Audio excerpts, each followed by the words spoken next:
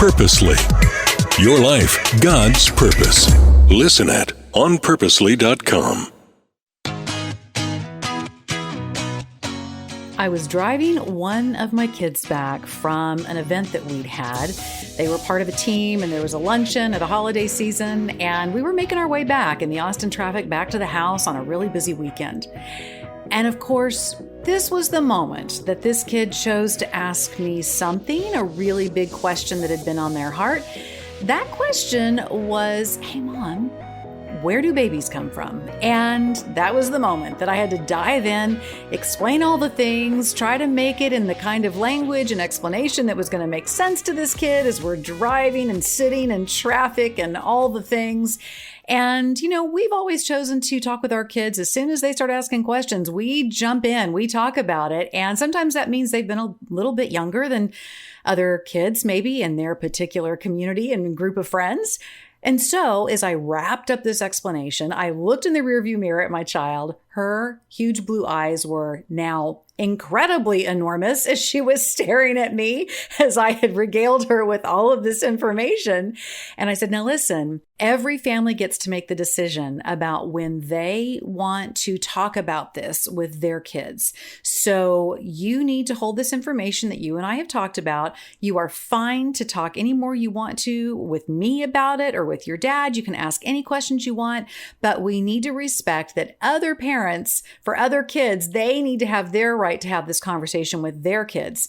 And my daughter looked at me and she said, "Oh, don't worry, Mom. My friends would never believe this." I'm Julie Lyles Carr. You're listening to the AllMomDoes Podcast, part of the Purposely Podcast Network. I just have to tell you, there were so many things in my head that I thought would be the environment, the scenario, when certain important conversations and disclosures of the heart and other important moments that you want to have with your spouse or with your kids. I, in my head, always pictured it happening by, say, a beautiful fireplace and a really cozy and clean family room, or maybe, sitting in the child's bedroom, whereas I'm gently tucking them into bed in a darling, perfectly matched, perfectly decorated kid's room. I don't know, something like that. And yet I have to tell you, more often than not, some of the most important conversations that I've had with my kids have been like on the fly. And frankly, I've probably spent too much time trying to create these moments, thinking about when I was going to sit them down and have these more formal conversations.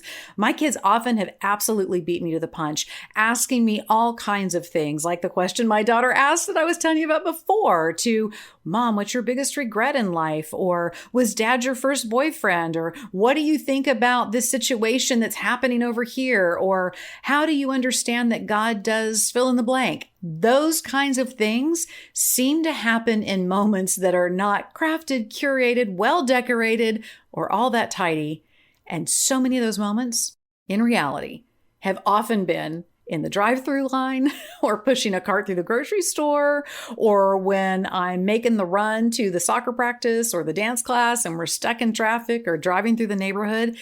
It's amazing to me how often the opportunity for those conversations has happened in just little small moments, not in moments that we're supposed to have these big magnitudes around them, just those daily things that we do every day. So often that has been the time when a child has asked me something really important, or when my husband and I have had a conversation about something that ends up pivoting a direction that we're taking. It's wild to me that really, when I've tried to create almost like a Treaty of Versailles kind of moment, it's happened far more often in the Starbucks line when I didn't see it coming, that some of these really important conversations, the kind of minutes that really matter in life, that's when they've happened. Now, it does point out to me the wisdom of Deuteronomy 6:7. And this is taken from the Message version. Write these commandments that I've given you today on your hearts. Get them inside of you, and then get them inside your children. Talk about them wherever you are, sitting at home or walking in the street. Talk about them from the time you get up in the morning to when you fall into bed at night. Tie them on your hands and foreheads as a reminder. Inscribe them on the doorposts of your homes and your city gates.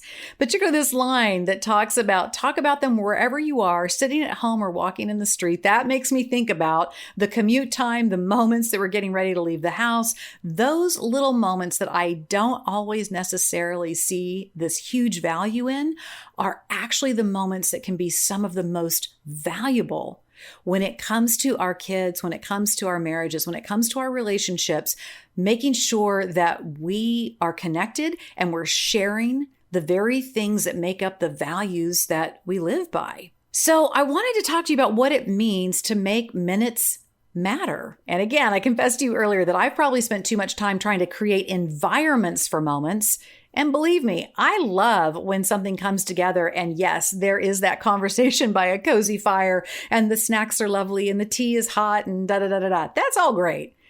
But that is not how I usually live my life. I mean, for so many of us who are moms who are running all over the place and trying to get work done and trying to conquer the errand list and trying to get the kids to the different practices and all that kind of stuff, if I waited to have some of these most important conversations until I had curated the moment to be exactly poetic, exactly Instagram worthy, well, then frankly, they'd probably not happen. And so what do we do in our busy, busy lives, particularly as we're looking at summer winding up and school getting ready to start, and we know that our time's going to be even more compressed?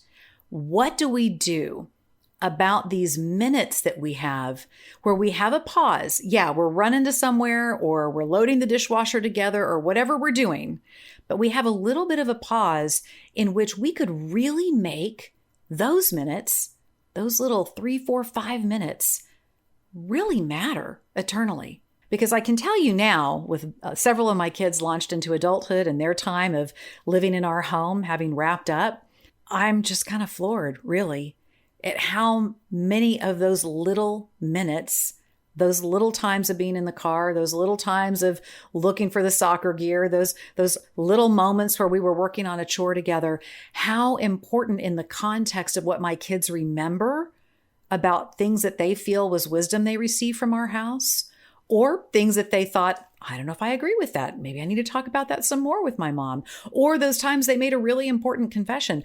There are so many little moments like that that they refer back to. And so now I can see with even greater clarity how critical it is to make those kind of minutes matter. So how do we go about that? Well, I've been thinking about this a lot, and I can see at least 3 things that really bubble up for me as truth in terms of the experiences I've had. I would say, first of all, it is about being intentional with our minutes, but it might be in a different way than you think. So it's intentionality, but probably in a different way than you might think.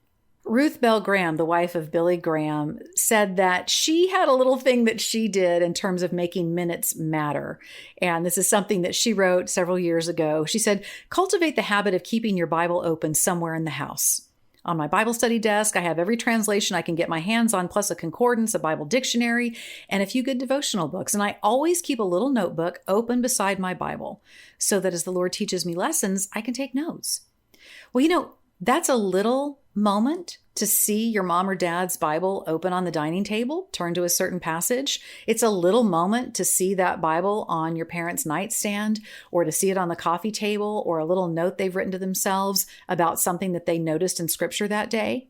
But that little moment, when you're not even actually saying anything directly to your kid, those little moments add up to the place that your child may look back and say, you know what? Not saying my mom and dad were perfect or had a perfect faith walk or anything else, but there were so many moments where I caught them being in the Word, listening to worship music, praying, having time with God. Those are moments that I tend to remember as well with my mom and dad. Now, do I have memories of sitting through church services with my parents? Yes, I do. And those are some sweet moments, but I will tell you, I only remember them as a flicker, sitting on the pew next to my parents, wondering when the service was going to be over, being a little bored, sometimes getting in trouble. There was a little bag that my mom would keep inside of her purse, and she would let me pull that out. It had a few tiny little toys in it. And the only time we got to see those toys was at church. And I can remember with my brothers playing with some of those. Those are some of the little moments I remember from being at church. But I will tell you, the times that I noticed that my parents were looking at a piece of scripture, the times that I noticed a Bible being out, the times that I noticed things like that, that stuck. That is something that has stayed with me. And it was just a moment of noticing that. But wow, was it powerful.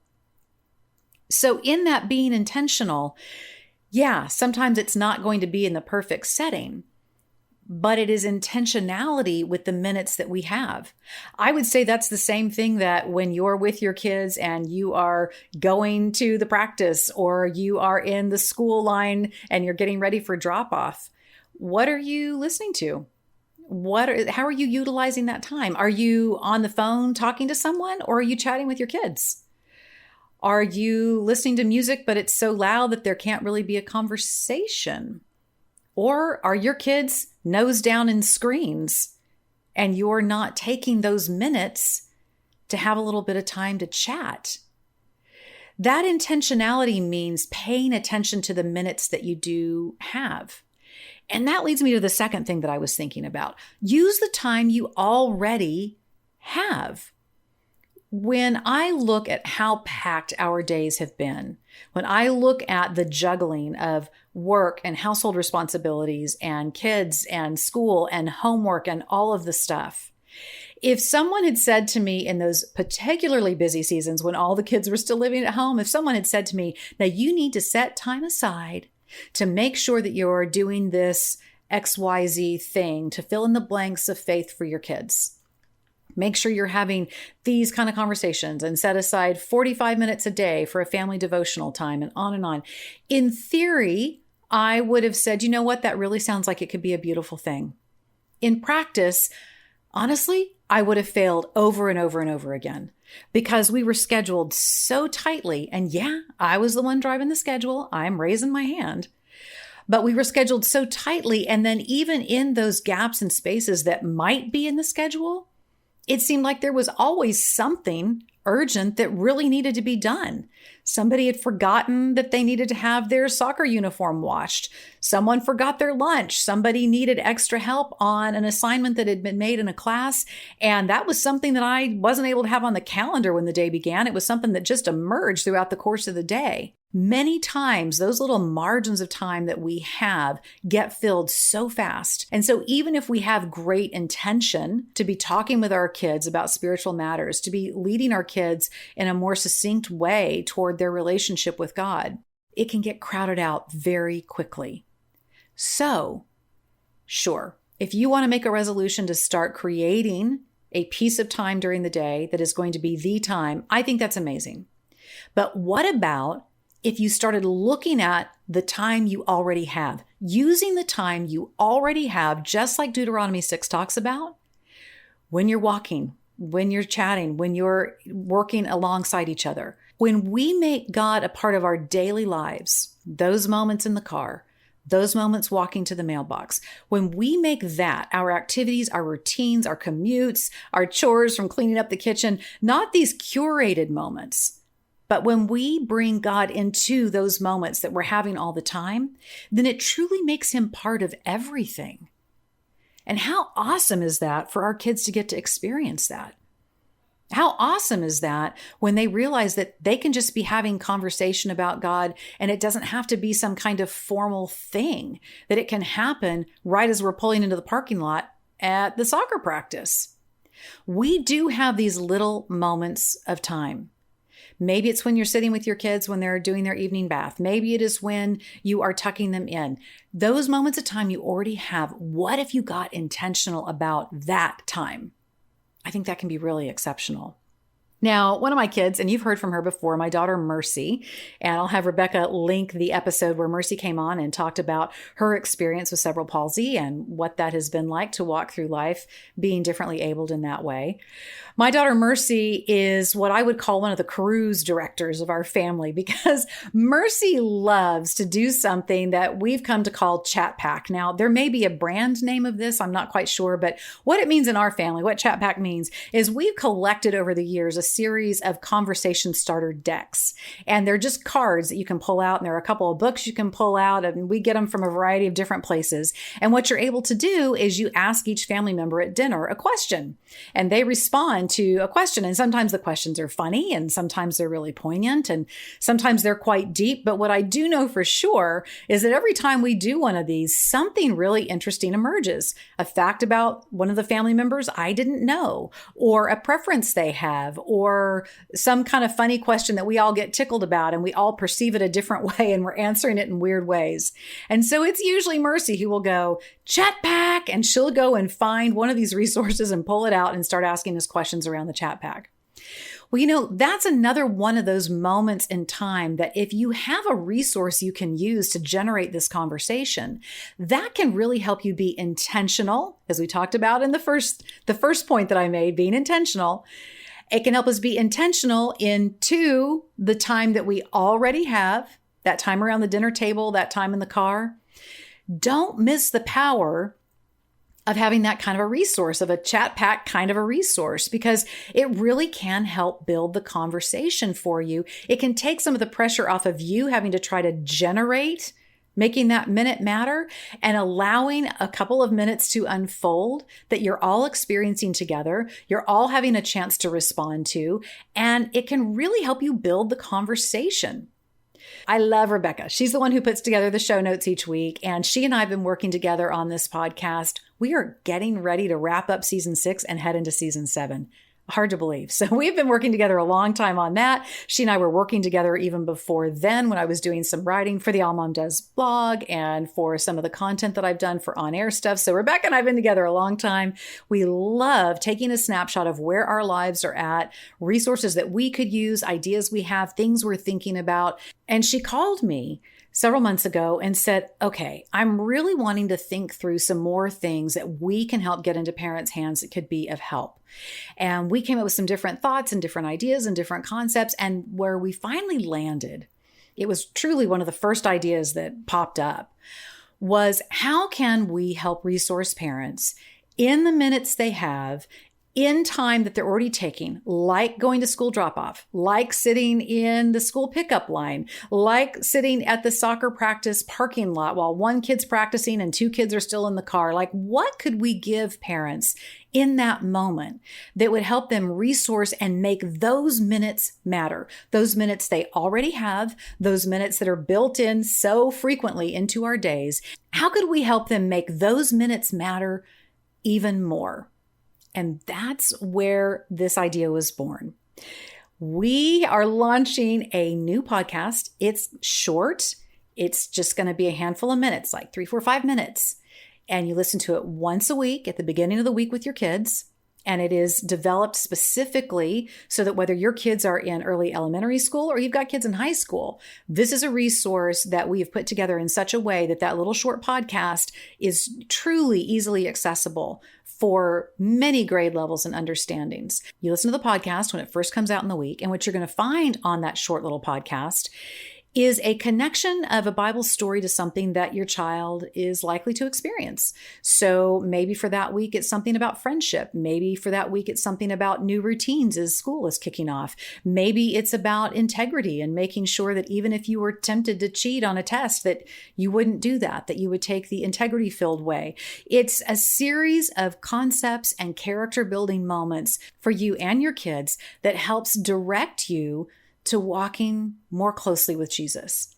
So you listen to the podcast, and then over the course of the week, you'll get a prompt question that's sent to you. You'll get a fun trivia question that will have been covered in the podcast. You'll get a memory verse, and then you'll also get some discussion questions. And those are sent to you via a text when you sign up to receive this information for the podcast. What is so fun about this at this point is when you take something that's a concept that you think could be helpful, but you hope that it would be cool, but you just got to kind of play with it and see. Well, as we have been in the process of producing this podcast, oh, wow. The whole team, we've just gotten more and more excited because we really feel like this is going to be an amazing resource, kind of that chat pack feel, a way to help you enter into conversation, into deeper conversation, and using time you already have in a way that's very targeted and yet Doesn't have to be complicated. We've tried to make this as simple as possible. So, God on the Go, this new podcast that takes just a tiny amount of time, just like 3, 4, 5 minutes. It begins on August 14th. And so what you can do is you can text the word, if you're in the US, text the word go, that's G-O, and this is for US listeners, text the word go to 89419. So text go to 89419. Or if you're in Canada, okay, so we know we have Canadian listeners as well, then you're going to text God on the Go, so all those 4 words, God on the Go, to 866-729-1065. That's God on the Go to 866-729-1065. And listen, if you're listening to this in the car and I don't want you writing anything down, we'll put this in the show notes for you. So you can go back into this episode, go to the show notes, and we'll have that information for you there. We're kicking off on August 14th. So you can listen to that podcast, that short podcast at the beginning of that week.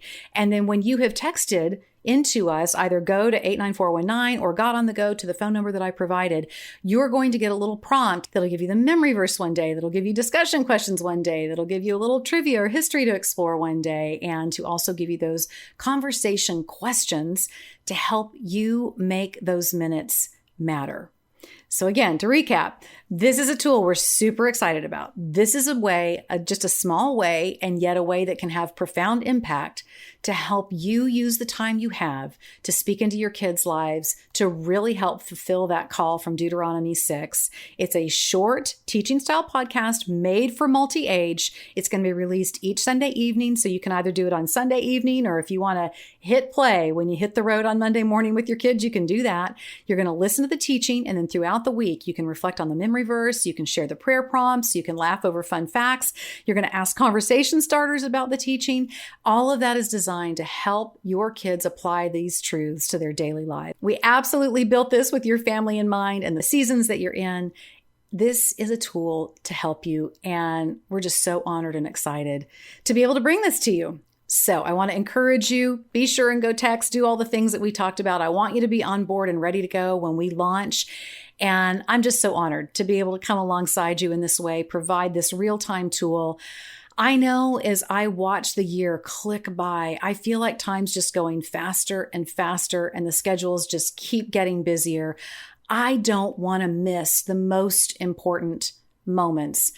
And yes, there are some beautiful moments out there to be had, like graduations and weddings and that baby's first step and all of those things that are truly these amazing moments. But guess what? All of these other moments, all of these moments that we take to get us to the places we need to go, or to clean up the mess that needs to be cleaned up, or just those little mundane moments, some of those mundane moments can be the minutes that matter the most. And so I hope this is a tool that helps you make those minutes matter.